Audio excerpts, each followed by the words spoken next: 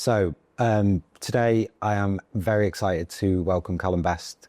Calum and I have known and met each other over the last few years through our association of NACOA. You're a patron of NACOA and you have been for a considerable amount of time. Tell me how long that relationship's lasted for. 16 years now. I met them when I was making a documentary for BBC called Brought Up by Booze. It's funny now, actually, when I see those clips, it's like even the visuals are like grainy, you know, compared to what we're at now.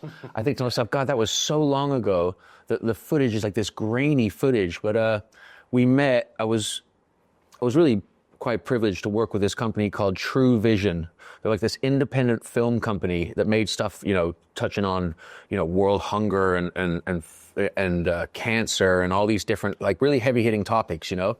And they came to me and they're like, we want to touch on alcohol and its kind of misuse in the UK, and we want to make it focused around what the kids are going through. And what I was going through at the time was I just lost my old man, and I was all over the place, to be honest with you. But it was at a turning point in my life where I thought, like, I've got to try this, you know? It felt right. It was hard work, but I went, one day we had a filming session in Bristol. And I don't know if their offices are still there. I think they are. It was like, yeah. We went to this little square and I went down into this office and I met Hillary, who is the founder of NACOA. And then she took me to this art event in Bristol as well. God, what was that called? It was like street art, graffiti and all that stuff. So it made the issue we were dealing with, it was quite sensitive, quite cool and a little bit more modern because there was street art and like artists representing the children of alcoholics through their various street art, which I thought was really, really cool. But anyway, yeah, mate, since then, you know, 16 years later, it is without a doubt what brings me the most joy, fills me with pride, you know. And I like how it's progressed on and on and on. Like, it's not good to say it's progressed because the topic is so savage to so many people, but the progression of awareness, the progression of where it's gone and whose attention it's got. And, you know, we weren't speaking in Parliament 16 years ago. No, and I think that's the big thing, isn't it? That actually the stigma started to break down a little bit. 16 years ago, the stigma around it all was huge. And the association, you know, anybody who thought of an alcoholic thought of something polar opposite to the actual reality. Yeah. There was a piece that touched me so much that I just really want to ask you about, because when we were in Parliament, you stood up and you spoke and my heart actually sank. And I want to ask you about it because I don't think anybody can actually probably understand having such a legend of a father, having such the press and the coverage that you've had.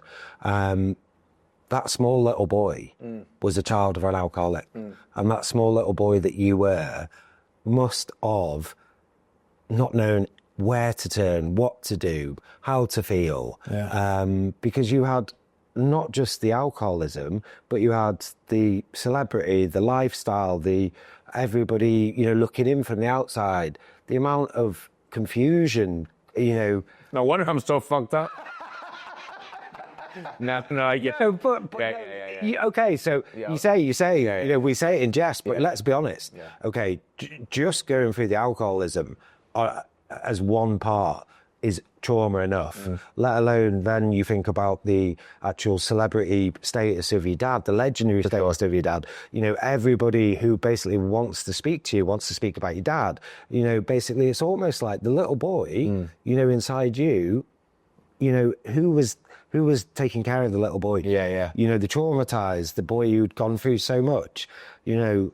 So for you to have come along and found NACOA, mate, kudos to you, because that takes massive balls, a massive, you know, ability to go full circle, probably to have felt lost a lot of the time. Oh, hell yeah. Many years. You know the score. Mate, I do know the score, and that's why I think that's why when you stood up in Parliament and you said it, I even messaged you. Yeah, I was about to say that. Yeah, you know, I reached out to you and said, oh my God, you have made me think about something in a completely different light. Yeah. Because alcohol and addiction doesn't discriminate. Yeah. Doesn't discriminate no matter who you are. Yeah. Whether you are the king, the queen, Yeah. you know, a celebrity. It doesn't discriminate, it doesn't choose.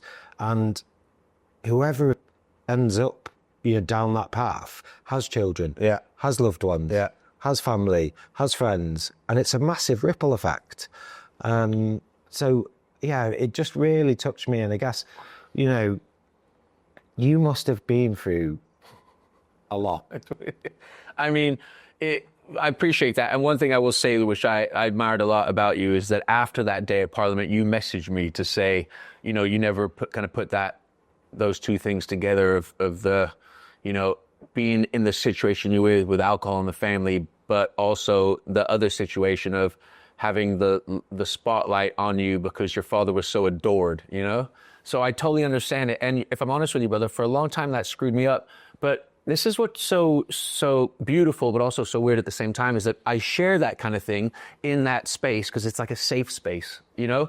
Everybody there is understanding of what you're going through. And I was put off of sharing that because the first time I ever really wanted to kind of open up and speak about how I felt and what I was going through, and I said this recently as well on a podcast, was that I was all fucked up. Sorry, I don't know if I can swear or not. We could probably keep it out. Yeah. So I was all screwed up at a time, and it's been documented. But just in short, lost my dad.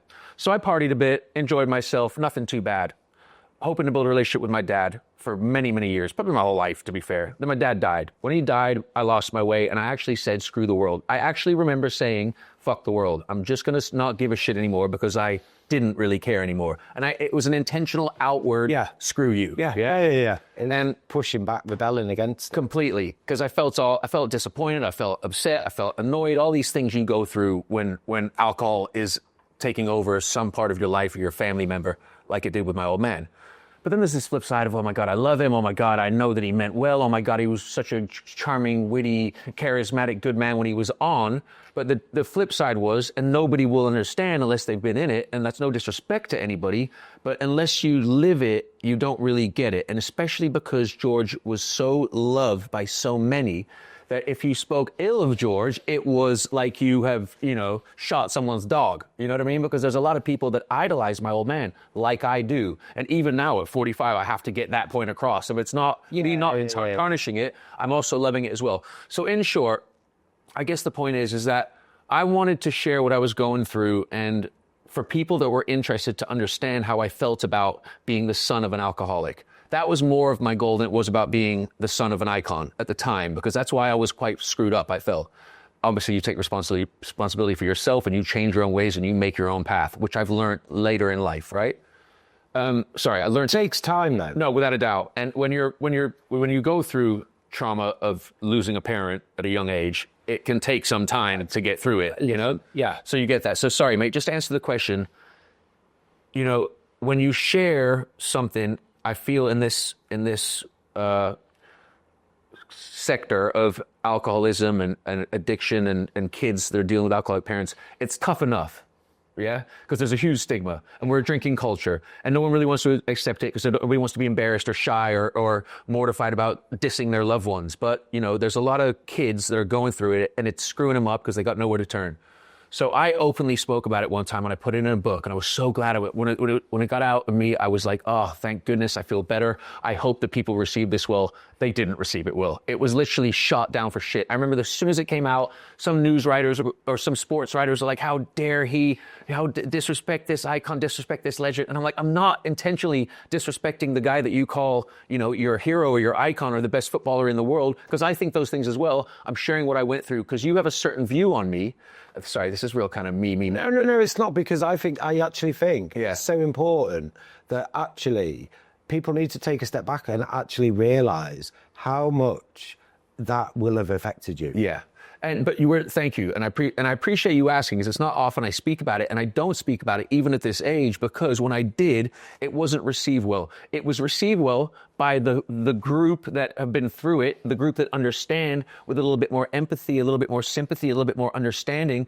And that's why a lot of people in this COA sector that we're in feel like it's a family. They're very protective of it. But I also feel that we need to share with those people. We've got to get it out to the masses because it's such a big topic and it's such a big problem. And that's why I speak on it. That's why we all speak on it so much, because it isn't just our little internal group of 150 at Parliament. It's, 2.6 million out there, if not more, that don't maybe have a voice or don't know where to turn or don't know, understand it. So if we can lead the way and share those things. So in the beginning, it was tough. The older I've got, it's okay because I had to keep digging in that I love my dad. It's not about disrespecting an icon. It's not about disrespecting one of the greatest footballers in the world. It's talking about having alcohol addiction in the family that was apparent. And that is what this topic is. It's fucking nothing to do.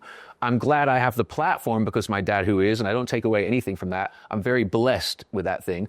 But there's a counter to it of losing my dad to alcohol and having a lot of shit that went along the way. And I feel if I have a position to speak on it, I do.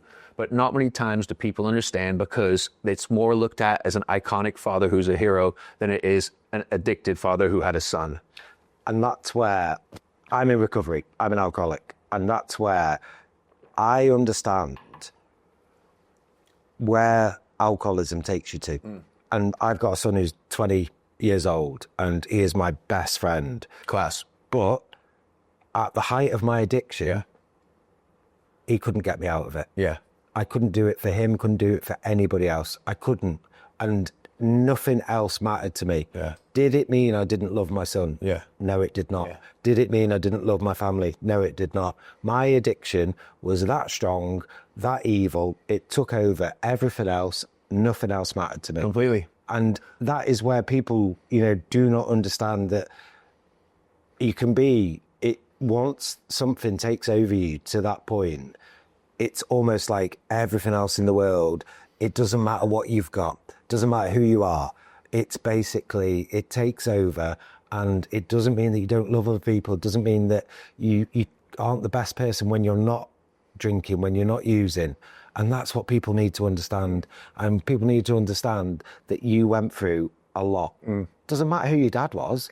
Doesn't matter. That doesn't matter. I'm sorry, but you went through a lot as a child. Yeah. So it's important that we get that message out there and we share it, because there will be other people that it relates to. For sure. And there will be other people in your similar situation who have been affected by it. Yeah. And we all need to know that as a community, it's okay for us to talk, and it's okay for us to be together and come together and, help each other. Yeah. Because just like with Nakoa, we are building huge amounts of community. Yeah. And all it is understanding that people can be there for each other, understand each other. And I think that's why it touched it so much, because I thought about you and I related it to my son.